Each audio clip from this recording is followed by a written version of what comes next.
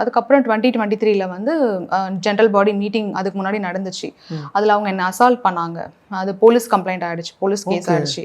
So அதுக்கப்புறம் வந்து mistake of ஃபேக்ட்னு police வந்து க்ளோஸ் பண்ணிட்டாங்க கேஸை வந்து. ஸோ மிஸ்டேக் ஆஃப் ஃபேக்ட்னு க்ளோஸ் பண்ணாங்க. நீங்கள் எங்கள் மெம்பர்ஸ் மேலெல்லாம் அவதூறு பரப்பியிருக்கீங்க, போய் கேஸ் போட்டிருக்கீங்க அப்படின்னு சொல்லிட்டு என்ன டெர்மினேஷனில் அதுவும் one of the reason. But main reason பார்த்தீங்கன்னா பேக்கில் வந்து இதுதான் இருக்குது. ஷாஜி மேலே கம்ப்ளைண்ட் ஃபைல் பண்ண லீகலாக எப்படி நீ என்ன நாங்கள் சொல்கிறது கேட்காம எங்களை மதிக்காமல் நீ எப்படி லீகலாக போகலாம், மெயின் ரீசன் அதுதான். பட் அது வந்து டெர்மினேஷனில் போட மாட்டாங்க இல்லையா, மிஸ்டேக் ஆஃப் ஃபேக்ட்னு சொல்லிட்டு அப்புறம் சில அலிகேஷன்ஸ்லாம் யூனியனுக்கு அகேன்ஸ்டாக நீங்கள் செயல்படுறீங்க அப்படின்னு சொன்னாங்க. நான் யூனியனுக்கு அகேன்ஸ்டாலாம் செயல்படல. யூனியன் பொதுவானது எல்லாருக்கும். அவர் போஸ்டிங்கில் இருக்காரு, நாங்கள் போஸ்டிங்கில் இல்லை.